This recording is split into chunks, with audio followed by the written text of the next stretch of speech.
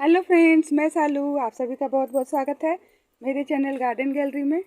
तो अभी हमें अपने जेट के प्लांट पे कुछ ज़रूरी काम जो है वो कर लेने चाहिए ताकि हमारा जो जेट का प्लांट है पूरे विंटर डोरमेंसी में भी अच्छे से चलता रहे। तो अभी देख सकते हैं कि ये जो मेरा जेट का प्लांट है बहुत ही अच्छे से हेल्दी ग्रो कर रहा है। तो ये जो जेट का प्लांट होता है फ्रेंड, ये एक सूप प्लांट होता है और आजकल इस प्लांट को ज़्यादातर लोग लगाना पसंद करने लगे हैं क्योंकि ये जो प्लांट होता है देखने में भी काफ़ी सुंदर लगता है, ग्रीनरी भी ऐड करता है। और सूप प्लांट तो होता ही है, उसके साथ साथ ये जो प्लांट होता है ऑक्सीजन गिविंग प्लांट भी होता है। विंटर की शुरुआत में ही हम अगर कुछ ज़रूरी बातों का ध्यान अपने जेट के प्लांट पर दे देते हैं तो ये जो हमारा जेट का प्लांट है पूरे विंटर बहुत ही अच्छे से चलता रहता है। तो सबसे पहले तो आपको करना यह है कि अगर आपके जेट के प्लांट में कुछ भी घास फूस जो है वो निकल गए हैं, कुछ पौधा जो है निकल गया है, तो उसको आपको निकाल देना है। तो देखिए मेरे जो जेट के प्लांट में इस तरह से बेबी टीयर्स के जो छोटे छोटे प्लांट है वो ढेर सारे निकल गए हैं। तो इस तरह से आपको अपने जेट प्लांट की मिट्टी की अच्छे से क्लीनिंग जो है वो कर देनी है। तो आपका जो जेट का प्लांट है वो पूरे विंटर अच्छे से चल सके तो ये ज़रूरी काम जो है आपको अभी अपने जेट के प्लांट पे कर लेने हैं। तो अब सबसे दूसरा ज़रूरी काम यह है कि आपको अपने जो जितने भी जेट प्लांट है उसकी मिट्टी की अच्छे से, गमले की मिट्टी की अच्छे से गुड़ाई जो है वो कर दीजिए। हल्के हल्के आप अपने जितने भी जेट के प्लांट के पॉट है सबकी मिट्टी की गुड़ाई जो है वो कर दीजिए। इस तरह से मिट्टी की गुड़ाई कर देने से हमारा प्लांट भी अच्छे से सांस लेता है, खुलकर सांस लेता है और उसके जो मिट्टी है उसकी जड़ों तक ऑक्सीजन जो है वो अच्छे से पहुंच जाती है।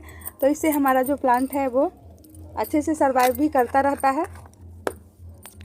तो देखिए हमारे जितने भी जेट के प्लांट थे सभी की पॉट की मिट्टी की हमने अच्छे से गुड़ाई जो है वो कर दी है। और देखिए इस तरह से जो हमारा छोटा सा जेट प्लांट की टोपियारी जो है मैंने इस तरह से आइसक्रीम के डब्बे में ही बनाई है।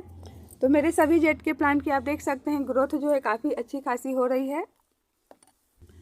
तो जेट प्लांट की मिट्टी जो है अच्छी सी बनाइए, भुरभुरी बनाइए। ज़्यादा जो है इसकी गीली गीली मिट्टी जो है जेट प्लांट को नहीं पसंद है। तो इस तरह से इसे सैंडी सॉइल जो है काफ़ी पसंद है। तो देख सकते हैं आप इसकी मिट्टी जो है कितनी अच्छी भुरभुरी है।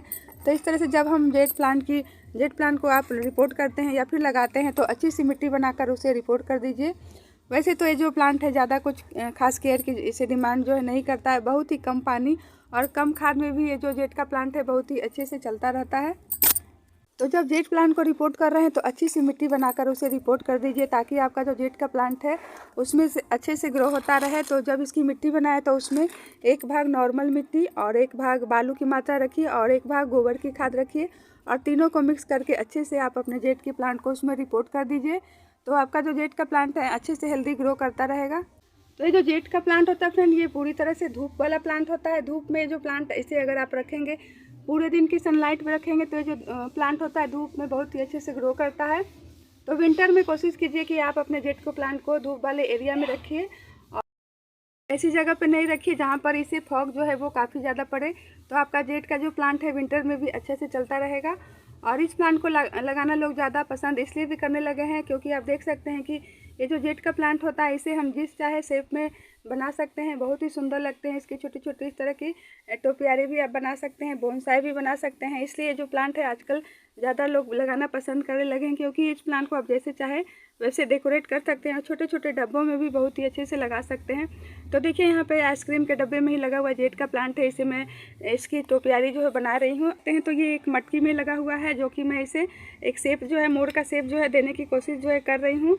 और यहाँ पर आप देख सकते हैं कि एक छोटे से डब्बे में ही जेट का प्लांट जो है मैंने लगा दिया और इसे भी मैं इस तरह से एक ट्री का लुक जो है देने की कोशिश जो है वो कर रही हूँ। इस तरह से आप जेट के प्लांट को किसी भी छोटे छोटे पॉट में लगा सकते हैं। बहुत ही अच्छे से जो प्लांट है छोटे छोटे पॉट में भी चल जाते हैं। और देखिए यहाँ पर तो एक छोटे से मिठाई के डब्बे में ही लगा हुआ जेट का प्लांट है। तो जेट के प्लांट को आप जैसे चाहे वैसे शेप जो है दे सकते हैं। और यहाँ पर आप देख सकते हैं कि इस पॉट में भी मैंने इस प्लांट को एक जो बोनसाई जो है वो बनाने की कोशिश की थी। इसकी ग्रोथ जो है काफ़ी ज़्यादा हो गई है।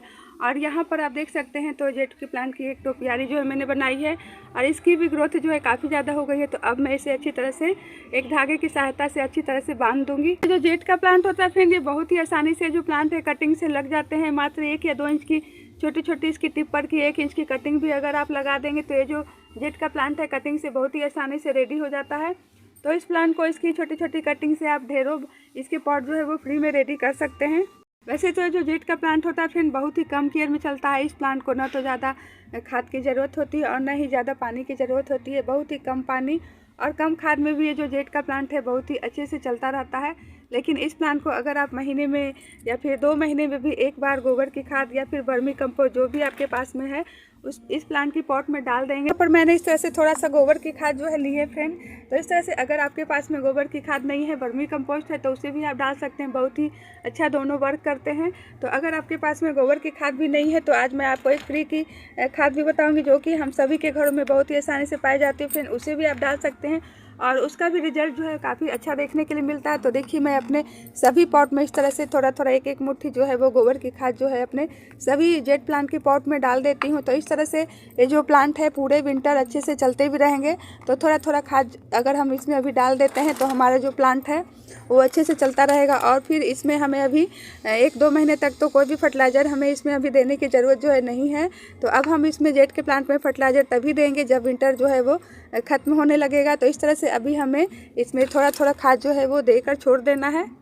तो गोबर की खाद तो हमने अपने पॉट में दे दिया फ्रेंड। चूँकि अभी विंटर का सीज़न जो है वो चल रहा है तो फंगस वगैरह जो है ज़्यादा गीली मिट्टी रहने पर फंगस वगैरह जो है लगने लग जाते हैं इसकी मिट्टी में और प्लांट इससे हमारा ख़राब भी हो जाता है। तो इसके लिए आपको अपने प्लांट को सेव रखने के लिए थोड़ा थोड़ा आप देख सकते हैं यहाँ पर हमने इस तरह से हल्दी का पाउडर जो है लिया है। तो 1-1 चम्मच आपको हल्दी का पाउडर 1 या 2 चम्मच भी आप अपने सभी पॉट में डाल सकते हैं। इससे ये जो हमारा प्लांट है इसके गमले की मिट्टी है ये अच्छी बनी रहेगी और इस तरह से हमारा प्लांट जो है वो विंटर में सर्वाइव जो है वो करता रहेगा।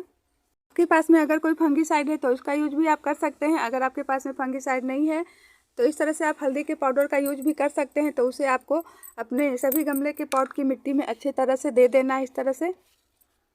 ये दूसरा खाद भी मैं आपको बता दूं, अगर आपके पास में गोबर की खाद नहीं है या फिर वर्मी कंपोस्ट भी नहीं है तब आप वो कौन सा फ्री का खाद दे सकते हैं जो कि हम सभी के घरों में पाई जाती है फ्रेंड। तो इधर आप देख सकते हैं कि यह है चाय की पत्ती जो कि फ्रेश है। तो इस चाय पत्ती का यूज भी आप कर सकते हैं। इसमें भी भरपूर मात्रा में NPK जो है पाई जाती है जिससे हमारे जो प्लांट है उसके पत्ते जो हैं इस तरह से चमकदार बने रहेंगे, हमारा प्लांट भी हेल्दी से ग्रो करता रहेगा। तो आपको अपने पॉट में इस तरह से फ्रेश जो चाय की पत्ती है उसका 1-1 चम्मच जो है अपने सभी पॉट में दे देना है। तो देखिए ये पॉट जो है वो छोटा सा है, यहाँ पे मैंने इस तरह से आधा चम्मच ही लिया है। तो इस तरह से जो यूज की हुई चाय की पत्ती है उसका भी आप 2 या 3 चम्मच जो है ले सकते हैं। तो देखिए हमने सभी में थोड़ा थोड़ा चाय की पत्ती जो है दे दी है और अब हम सभी में इस तरह से हल्दी का पाउडर भी दे देते हैं थोड़ा थोड़ा। हमारे जितने भी जेट के प्लांट थे सभी के पॉट की हमने मिट्टी की अच्छे से गुड़ाई जो है करके उसमें गोबर की खाद, चाय की पत्ती और हल्दी का पाउडर जो है थोड़ा थोड़ा दे दिया फ्रेंड। अब हम इसमें थोड़ा सा पानी भी दे देंगे थोड़ा थोड़ा। तो आपको अपने जो जेट के प्लांट है उसमें ज़्यादा ओवर वाटरिंग जो है नहीं करनी है। ज़्यादा पानी अगर आप इसमें दे देंगे तो आपके जो प्लांट है उसके पत्ते जो है वो झड़ने लग जाते हैं, पीले हो जाते हैं और इस तरह से हमारा प्लांट भी ख़राब हो जाता है। तो इस तरह से आपको पानी जो है वो चेक करके ही देनी है और अपने प्लांट को पूरी धूप वाली जगह में ही रखनी है। यहाँ पर हमने इस तरह से जो आइसक्रीम के डब्बे में इसकी छोटी सी इस तरह से टोपियारी जो है बनाई थी उसे धागे की सहायता से इस तरह से बांध दिया है और देखिए ये कितना देखने में कितना सुंदर लग रहा है। तो इस तरह से आप भी छोटे छोटे जेट प्लांट की कटिंग से छोटे छोटे डब्बों में इस तरह से सुंदर सुंदर टोपियारी या फिर बोनसाई जो है वो बना सकते हैं। तो एक तो टोपियारी जो हमारी बनकर रेडी हो गई और देखिए दूसरी टोपियारी को भी मैंने इस तरह से बांध दिया है। तो इधर तो मैंने इस तरह से सभी को अच्छे से धागे से बांध दिया है और इधर वाला भी बाकी है तो इसे भी मैं बांध देती हूँ तब आपको मैं दिखाती हूँ।